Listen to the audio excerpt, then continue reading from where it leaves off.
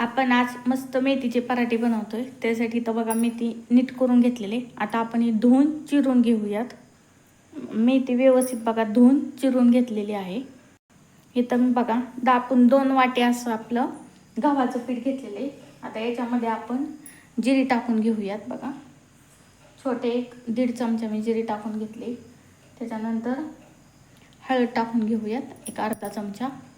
आता याच्यात तीळ टाकून घेऊयात। बघा तिळामुळे खूप खमंग लागतात। बघा याच्यावरती अर्धा चमचा आपण ओवा टाकून घेऊया। बघा याच्यामध्ये थोडीशी आपली महाराष्ट्रीयन लाल चटणी टाकलेली बघा 1 अर्धा चमचा। चवीनुसार मीठ टाकून घेऊयात आपण याच्यामध्ये। बघा इथं लसणाचे 10 ते 12 पाकळ्या आणि 4 ते 5 हिरव्या मिरच्या बघा आपण त्याचं वाटण केलं होतं ते टाकून घेऊयात। मग आता याच्यामध्ये आपण 1 चमचा तेल घालून घेऊयात। आता हे सर्व जिन्नस बघा एकत्र मिक्स करून घ्यायचे आपल्याला अगोदर।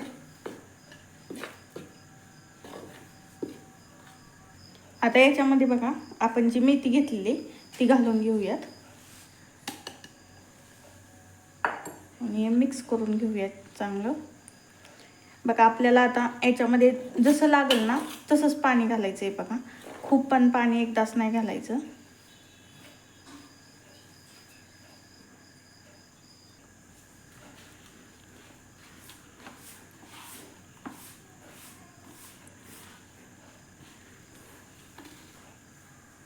बघा आपण चपातीला कसं पीठ मळतो त्याप्रमाणे हे पीठ मळून घेतलंय।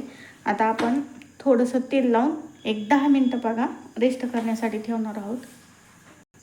बघा अशा प्रकारे तेल लावून मी व्यवस्थित पीठ मळून ठेवले। तर 10 मिनिटांसाठी असंच ठेवूयात। बघा 10 मिनिटं झालेली आहेत। आता आपण याचे पराठे बनवून घेऊया। बघा थोडंसं कोरडं पीठ घ्यायचं आणि आपण जसं चपातीला बघा घेतो त्याप्रमाणे असं पिठात बुडवून घ्यायचं व्यवस्थित।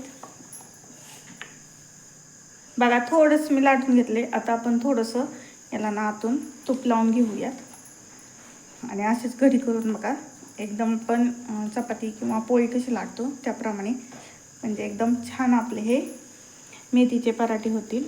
आता व्यवस्थित बघा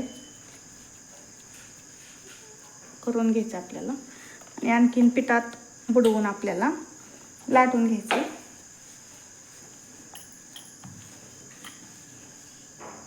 बघा अशा प्रकारे लाटून घ्यायचं।